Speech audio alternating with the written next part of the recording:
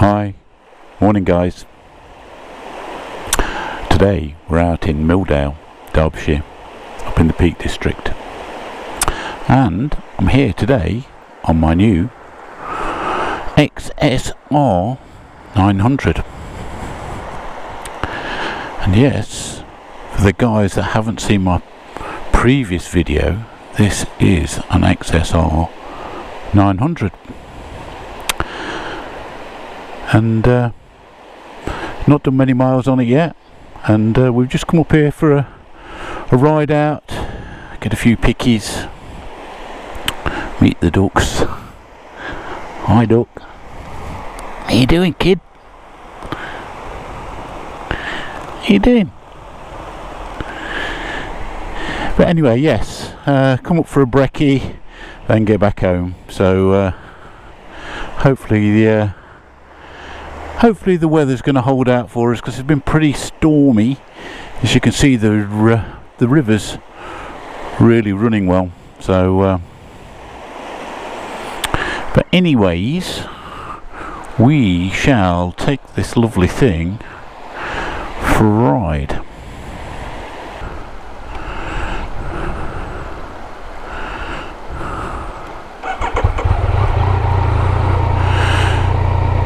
What I'm going to do, I'm going to go ride up to Matlock Bath, park up there at Costa's, go and get a breakfast.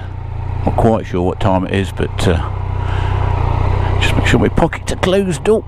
Yes. Not quite sure what time it is, but my Bella's telling me I'm hungry. I left the missus in bed this morning. She didn't fancy coming out. Says she's got too much to do.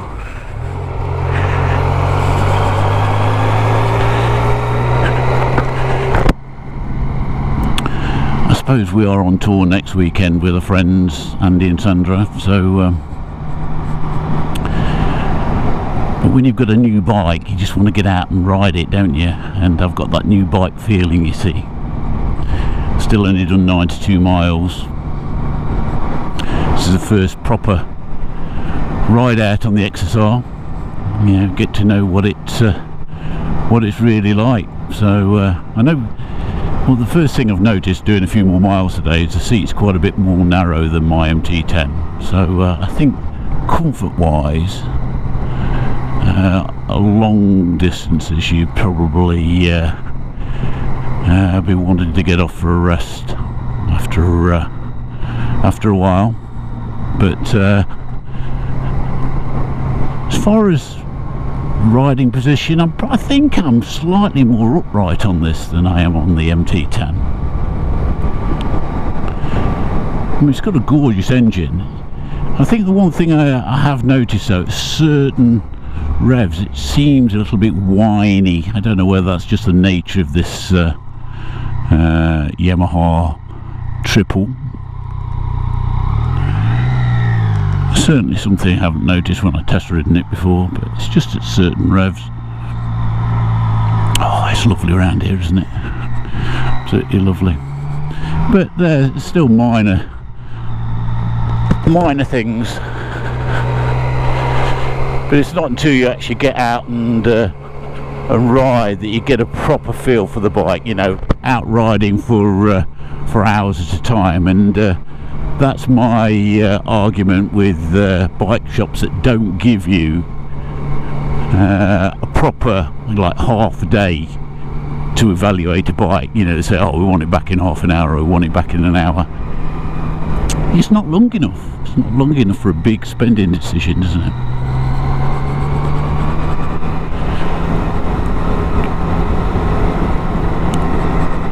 I mean, I had test ridden the base XSR some time ago, so I knew pretty much what it was like, but I bought this bike without taking a recent test ride, mainly because I wanted to do what I've done to it, you know, with the LC graphics and that. And for anybody who doesn't want to go back and look at the other video, a company called Velocity Moto down in London, they did the conversion for me, which is basically the paintwork and the graphics, this nose cone. Yeah, the twin clocks. I'm sure any XSR owners are going to notice we've got twin clocks there, and like a carbon fibre. I don't know whether it's carbon fibre or carbon fibre. Look, dash. See, it is the original clock there, which you can see working. Works just like a normal clock, because it is a normal clock. The clock there isn't a clock, it's a TomTom Vio that connects up to your to your smartphone and is actually a sat nav. So it just gives the twin clock appearance. So it's more aesthetics. I know it's a bit of a con really, but anybody outwardly looking at it, it looks like we've got the twin clocks on the bike. And obviously it is useful, because I don't want to put sat navs and bags and stuff on this bike. Unfortunately, it is raining a little bit, which is very disappointing. We've had such crap weather just lately.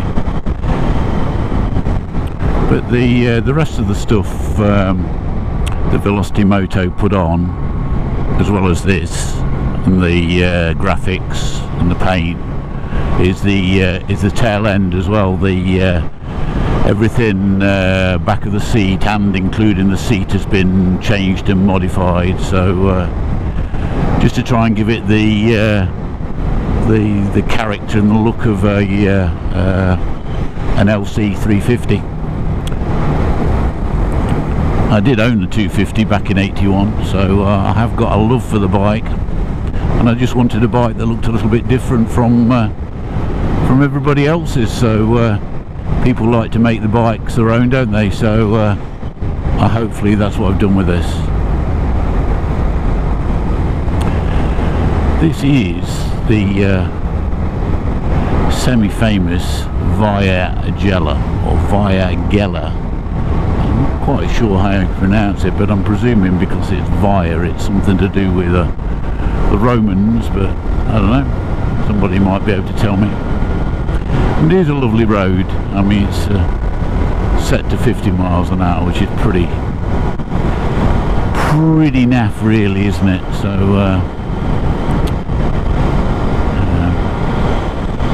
I've been up and down here a few times, a bit quicker than that in my days, but I'm being a good boy today, and I'm obviously running this thing in because it's only done 105 miles.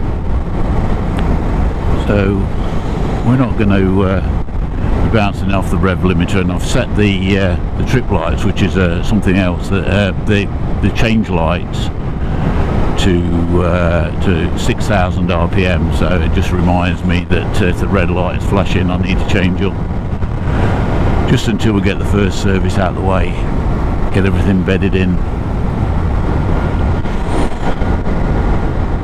I don't know what everybody's views are on running in.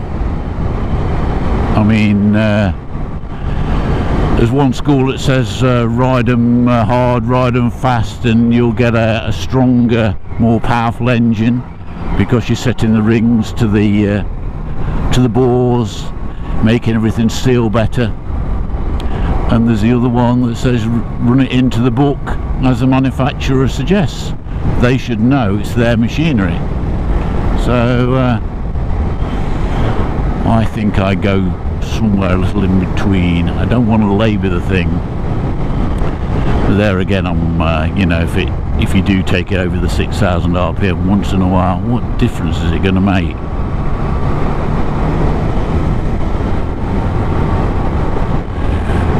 And the trouble when it's been raining a lot around here, you get a lot of debris washed onto the road down here, so I am being particularly careful today. No heroics. And it is a lovely area to ride through, isn't it? I mean, the scenery is beautiful down here. But look at all the bits of bush and tree lying in the road. It's not great.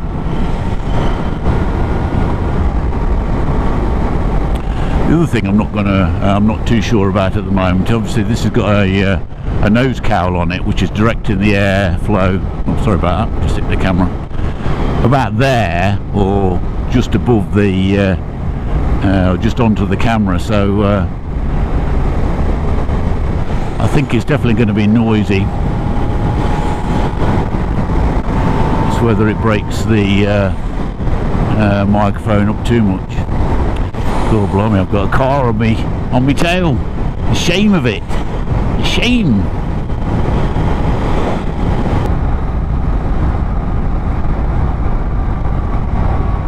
Right guys, we're just coming into Cromford now, which is just before Matlock Bath actually, and it's a really nice little village actually. It's quite touristy in the summer, so there's a nice little mill pond somewhere just up here. Here we go, look, Cromford.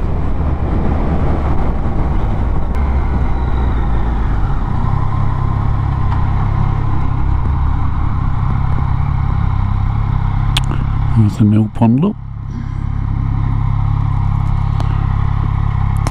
The mill pond in Cromford. Oh. I'm a little bit damp now because it got rained on between Milldale and here.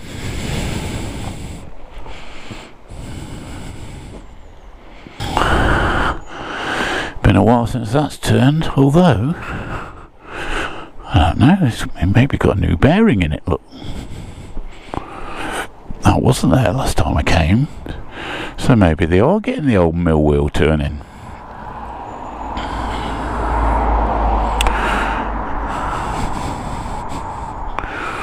Oh, very good. Definitely looks like a new axle in it. Well, congrats to them if they are. Right, my stomach's calling. Oh, is that a heron? I think the heron took off then. Just landed on the back of that island over there.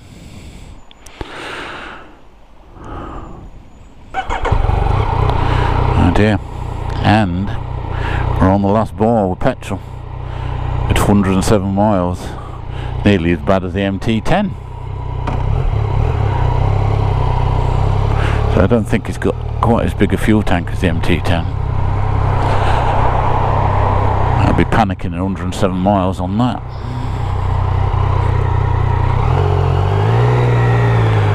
Luckily, there's a Sainsbury's filling station not far away.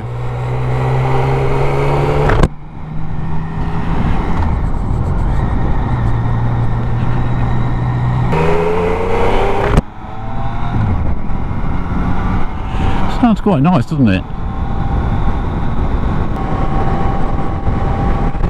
Here we are, Matlock Bath. Matlock Bath, whatever you want to call it. Depends how posh you are.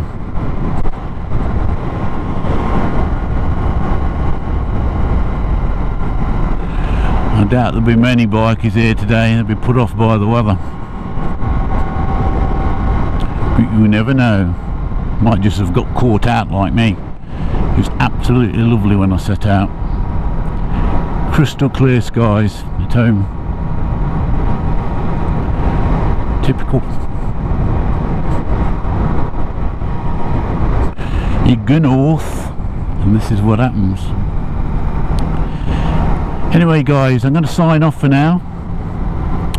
If it's the first time you've been to my channel, I appreciate you calling by, and if you want to give me a sub, it'd be fantastic. If you want to see all the vids I put up, just click the bell button.